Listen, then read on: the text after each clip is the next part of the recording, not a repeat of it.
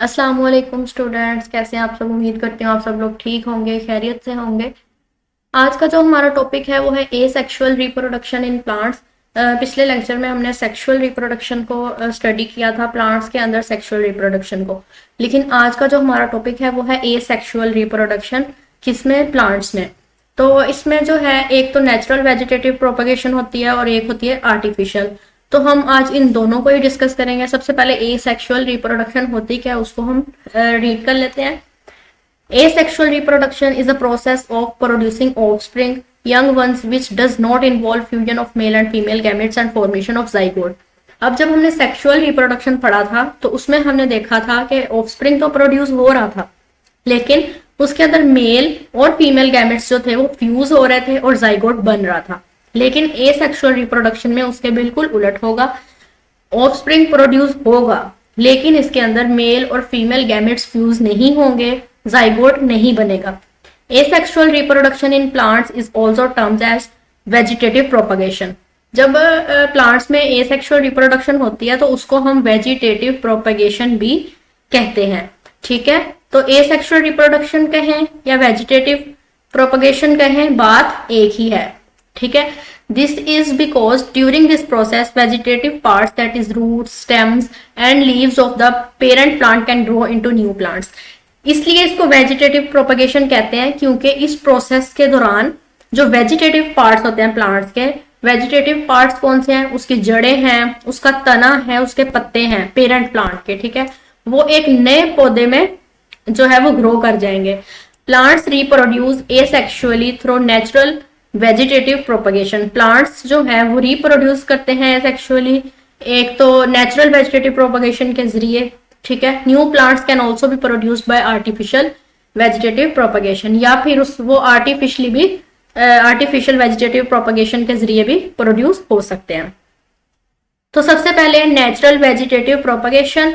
Natural vegetative propagation क्या है? Underground stems, यानी अंडरग्राउंड जो स्टेम्स है, जो जमीन के नीचे तने हैं, बल्ब या ट्यूबर उसको हम कह सकते हैं, and the runners are the examples of natural vegetative propagation in plants. तो ये नेचुरल वेजिटेटिव प्रोपगेशन जो प्लांट्स में है उसको डिफाइन करते हैं। अब बल्ब क्या है? प्याज को देखें अगर हम, तो उसके अंदर से एक बर्ड सी निकलती है ग्रीन कलर की, उसको हम बल्ब बोलते हैं। ठीक है, या फिर अगर हम आलू को देखें तो उसके अंदर एक छोटे छोटे से व्हाइट कलर के बर्ड्स निकलने स्टार्ट हो जाते हैं। अगर हम उसको ज्यादा दिन तक रखें तो उसको हम ट्यूबर बोलते हैं। ठीक है, और उन्हीं की वजह से अगर वो ऐसे फूट पड़ते हैं आलू, ठीक है, पोटैटो, तो उसके अंदर से जो व्हाइट बर्ड्स निकलते हैं, अगर हम उसको काट के, मतलब आलू को थोड़ा थोड़ा सा काट के और उसके व्हाइट बर्ड्स जिसके साथ हो हिस्से के, ठीक है, उसको जमीन में मट्टी में दबाए ना तो वो उग आएंगे।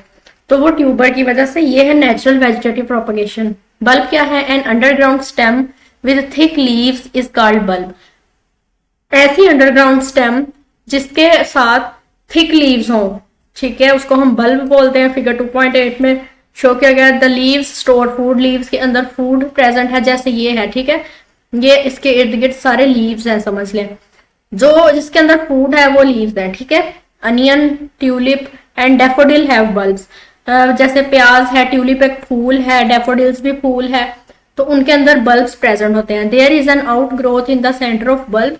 बल्ब के अंदर एक आउट ग्रोथ सेंटर है, ठीक है, जो ऊपर को उभरता है। ये आपको उभरा हुआ नजर आ रहा है ग्रीन कलर का, कॉल्ड बड, उसको हम बड बोलते हैं। Which grows into new plant when buried in soil. और उस बड को जब हम मट्टी में दबाएंगे तो वो एक न्यू प्लांट जो है वो सॉइल में ग्रो हो जाएगा। नेक्स्ट है tuber. Tuber is an underground thick stem of plant. Tuber जो है ये अंडरग्राउंड यानी जमीन के अंदर एक थिक स्टेम है। थिक होता है, गाढ़ी मोटी स्टेम है प्लांट की, एज इन पोटैटो, जैसे पोटैटो में होता है। It has eyes which are actually buds. इसके ऊपर ये जो व्हाइट व्हाइट कलर के होते हैं इसको आईज बोलते हैं, जिसको हम बर्ड्स कह देते हैं। ठीक है, when pieces of potato having eyes are buried in the soil, वो हिस्से पोटैटो के जिसके ऊपर आईज होती हैं यानी बर्ड्स होती हैं, उसको हम मट्टी में दबा देंगे, new plants develop from them, तो एक नया पौधा वहां से निकल आएगा। ठीक है, रनर्स क्या है? In some plants such as strawberry and grasses.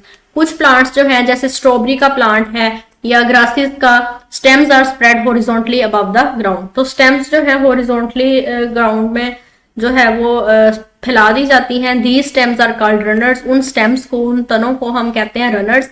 Runners have nodes where buds are present.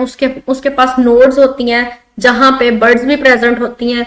New plants grow from the these birds. और न्यू प्लांट्स जो है वो उन्हीं बर्ड्स में से ग्रो करते हैं। ठीक हो गया। उसके बाद है artificial vegetative propagation. Artificial vegetative propagation क्या है? कटिंग है, ग्राफ्टिंग है, budding, layering are the examples of artificial vegetative propagation. किसी पौधे को कटिंग करना, कट करके उसको दोबारा से प्लांट करना। ग्राफ्टिंग, एक ही प्लांट में दूसरे पौधे को लगाना और उसकी ग्राफ्टिंग करना, ये हम आज जो है डिस्कस करें तो आपको पता चल जाएगा सारा। लेयरिंग करना, बडिंग करना, ये सारे आर्टिफिशियल जो है मेथड्स हैं। सबसे पहले cutting. In this process, a part of plant such as stem having buds on it is cut and planted in soil. Cutting में ये होता है कि ये एक ऐसा प्रोसेस है जिसमें हम पौधे का एक हिस्सा लेंगे, एक स्टेम लेंगे जिसके ऊपर बर्ड्स प्रेजेंट होंगे। ठीक है, क्योंकि बर्ड्स होंगे तो ही वो उगेगा, ग्रो होगा, वरना अदरवाइज नहीं होगा। तो उसको हम सॉइल के अंदर, मट्टी के अंदर प्लांट कर देंगे। After some days, birds on the underground part of cutting grow into roots and birds on the aerial part of the cutting grow to form stem and leaves. Aerial part कौन सा होता है? जो हवा के cross में आता है, यानी जमीन से ऊपर वाला हिस्सा।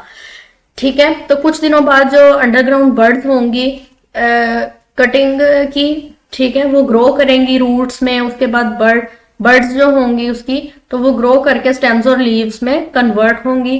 रोज, बोगनविला, शुगर केन, ये सारी इसकी एग्जांपल्स हैं। Are the plants that can be grown using this technique. ये सारे प्लांट्स जो है इनको इसी टेक्निक से, कटिंग वाली टेक्निक से ग्रो किया जाता है। लेयरिंग है। Layering is the process of artificial propagation of plants during which a young branch of plant is bent to the ground and covered with moist soil.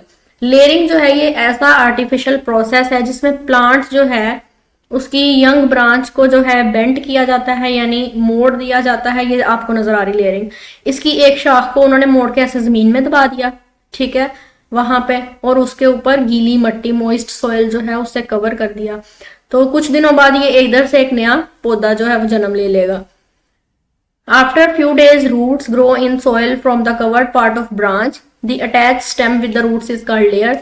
तो वो attach stem जो है root के साथ, उसको हम लेयर बोलेंगे। ठीक है, the branch can now be cut from the parent plant. तो उसके बाद जब ये यहाँ से ग्रो कर जाएगी, यहाँ पे उसकी ब्रांचेस बननी स्टार्ट हो जाएंगी, तो यहाँ से फिर उसकी जो ब्रांच पीछे मिली हुई होगी उसको वहां से काट दिया जाएगा, क्योंकि एक नया पौधा वहां से वैसे ही बन गया होगा। नेक्स्ट है grafting. Grafting is a technique used to join the cut piece from a plant with some other plant is in such a way that both appear to be grown as a single plant. Grafting एक ऐसी technique है कि इसमें हम किसी और पौधे का पीस काट के तो किसी और पौधे के साथ ज्वाइन कर देंगे। ठीक है, और जब वो ग्रो होंगे तो ऐसा ही लगेगा कि ये एक ही पौधा है। फॉर एग्जाम्पल ये देखें, ये नीचे वाला पौधा और है, ठीक है, और ये ऊपर वाला और है। ये पहले हमने एक पीस लिया, उसको दरमियान से ऐसे कट किया जिस भी ब्रांच पे हमने ग्राफ्टिंग करनी है। उसके बाद हमने ये देखेंगे किस तरह से उन्होंने कटिंग की है, कलम की शेप की।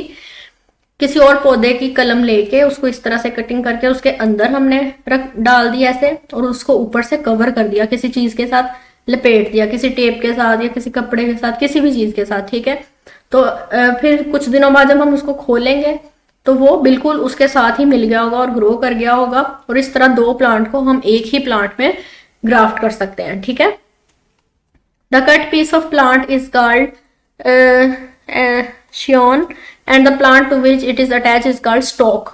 ठीक है, tissues of both these parts will soon be joined together. दोनों plants की tissues जो है वो बहुत जल्दी एक दूसरे के साथ join हो जाते हैं and grow into new variety of plants, और एक new plant जो है वो create करते हैं। The stalk provides nutrients to the scion. तो वो stalk जो है वो अपने nutrients इस part को देगा। ठीक है, नेक्स्ट है budding. Budding is a technique likewise the grafting. ये ग्राफ्टिंग की तरह ही है budding. In this process a bud is used as scion. Scion की जगह इधर एक बड इस्तेमाल की जाती है। ठीक है, वहां पे एक ब्रांच हमने इस्तेमाल की थी, यहाँ पे एक बड इस्तेमाल होगी। Grafting and budding techniques are successfully used to get new varieties of mangoes.